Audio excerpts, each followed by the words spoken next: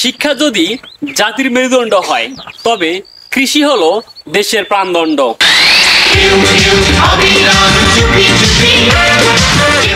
কৃষি হলো সবচেয়ে স্বাস্থ্যকর, সবচেয়ে উপকারী এবং সবচেয়ে মহৎ কর্মসংস্থান।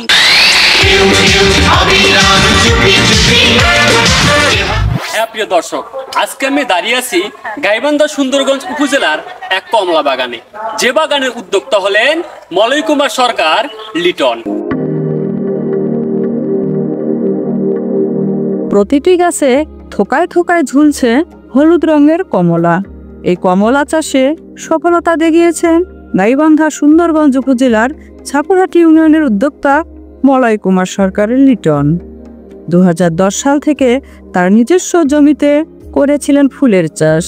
2019 সালে করোনাকালীন সময়ে ফুল চাষে লোকসান হওয়ায় তিনি কমলা চাষ শুরু করেন। বর্তমানে তার বাগানে বেশ কয়েক প্রজাতির কমলা চাষ হচ্ছে। টসটসে রসালো এবং সুমিষ্ট এসব কমলা কিনতে ও বাগান দেখতে প্রতিনিয়ত দূর দূরান্ত থেকে ভিড় করছেন নানা বয়সী মানুষ। আমি এখানে এসেছি এই কমলার বাগান দেখতে। বেসিক্যালি এর আগে কখনো কমলার বাগানে আসা হয়নি, এই প্রথম আসছি। আসলে আমিও এই ফেসবুকে ভিডিও দেখে এই কমলার বাগানে এসেছি, এসে অনেক ভালো লাগলো।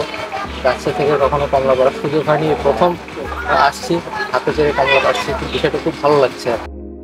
লাভজনক ও সুমিষ্ট হওয়ায় কমলা বাগানের আয়তন বৃদ্ধির পরিকল্পনা করছেন এই সকল উদ্যোক্তা।